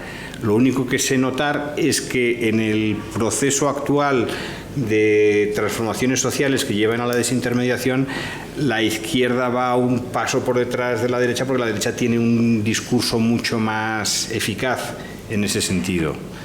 Y a lo mejor cambia esto, pero yo soy un poco escéptico, ¿no? Entonces, uno de los elementos fundamentales para que pueda cambiar es que el pesimismo no sea de izquierdas, eso es fundamental. Ahora, ¿cómo se revierte esa especie de pesimismo estructural que yo empiezo a notar? Vamos a ver, yo creo que esto comienza con la declaración de Port Huron, que es una cosa muy antigua, de cuando los estudiantes norteamericanos se reúnen y escriben un manifiesto sobre la política del futuro y dicen: somos probablemente la última generación en el experimento de la vida, que es una frase que a mí me impresionó muchísimo, pero es una frase que reflejaba muy bien la congoja con la que vivieron varias generaciones, que era la del fin nuclear de la historia, es decir, que se produjera cualquier crisis que se saliera de control, como la crisis de los misiles de Cuba o cualquier otra, y aquello explotara, ¿no? Y hubiera un enfrentamiento brutal. Bien, esa especie de pesadilla supuso el rechazo del sistema para buena parte de las izquierdas, que se transformaron en izquierdas alternativas a finales de los años 60, algunas muy locas, otras muy anticipatorias, que liberaron los estilos de vida, que introdujeron más libertad en el mundo, más derechos, etcétera, etcétera, pero claramente todo eso estuvo bajo la influencia tremenda de que el mundo podría colapsar por una guerra nuclear. Hoy sigue habiendo riesgo nuclear y las nuevas guerras podrían desencadenar una catástrofe de esta naturaleza. No cabe descartar que algún grupo islamista o algún país recalentado lance algún tipo de artefacto atómico artesanal en Israel. Eso no cabe descartarlo, pero bueno, es como es un temor menor en comparación con el gran temor que es el del colapso civilizatorio medioambiental, que desempeña un poco el papel de lo que fue el miedo a la conflagración nuclear en los años 60 y todavía en los años 70, ¿no? Luego ya en los años 80 empieza a revertir. El punto que quiero transmitir, la idea que quiero transmitir es que tratar de formular políticas bajo esa especie de miedo profundo a que el mundo termine no suele funcionar. Es decir, ese temor apocalíptico de que el mundo se acaba, aunque pueda ser verdad, aunque pueda ocurrir, no es un buen punto de partida para hacer política ni para dirigirse a la ciudadanía. Entonces, no se puede dejar de hablar del riesgo enorme de colapso medioambiental en el planeta y de la necesidad de adaptarnos a los cambios que vayan a venir, pero a la vez puede que en el camino, y aunque se compliquen mucho las cosas y haya grandes sufrimientos, desplazamientos de la población, crisis migratorias, etcétera, pero no es descartable que en ese camino también se encuentren soluciones energéticas a un modelo distinto al del capitalismo basado en recursos fósiles, que es lo que hemos vivido en nuestros últimos siglos, ¿no? Entonces, tratar de insuflar algún tipo de esperanza u optimismo al respecto, yo creo que no es disparatado, incluso siendo realistas. Y ya lo dejo aquí. Pues muchísimas gracias. Yo voy a acabar con una pequeña cosa. En 1922, Eugeni Preobrazhensky, que era probablemente el economista joven más prometedor de la joven también Unión Soviética, escribió una utopía que se llamaba de la nueva economía política al comunismo. En mitad de la guerra civil, de la Unión Soviética recién fundada, cayéndose a cachos desde el primer día, en fin, un desastre apocalíptico. Preobrazhensky imagina el mundo 150 años después. Entonces hay un joven profesor de historia, ¿no?, que en el anfiteatro de la Universidad Lomonosov, donde estudió Pedro durante un año y medio, se sube allí a aquellos estrados de madera de caoba y tal, y cuenta lo que será el futuro de la humanidad en 150 años desde un punto de vista positivo, etcétera y tal. No sabían todavía lo que les quedaba por delante, ¿no? La crisis del 27, las grandes purgas, la Segunda Guerra Mundial y tal y tal. Bueno, yo, después de lo que he oído, me atrevo a darte el título de tu siguiente libro, que aparecerá en Catarata 2025, que será La gran incertidumbre, desde la opresión mediática a la autogestión informativa, TikTok prometeico. Yo creo que esto encaja perfectamente con esa línea de libros que vienes publicando desde 2014, ¿no? Con toda la serie y tal. Bueno, agradecerte una vez más, no hay que decirlo, Ignacio es uno de los grandes analistas que tenemos políticos, ¿no? Un gran maestro y tal, que además ha contribuido enormemente a clarificar todas las cosas, y vosotros, en fin, no hay que tenerlo en cuenta, habéis contribuido también a hacerle pasar de 5 dudas existenciales a 3.650 en el corto espacio de 1 hora, lo cual ayudará mucho a ese libro de la gran incertidumbre que sin duda se anuncia prometedor y promete. Muchas gracias a todos por haber estado esta semana con nosotros. Espero que aparte de haber aprendido os hayáis divertido y muchas gracias por lo que nos habéis enseñado a todos los demás. Gracias.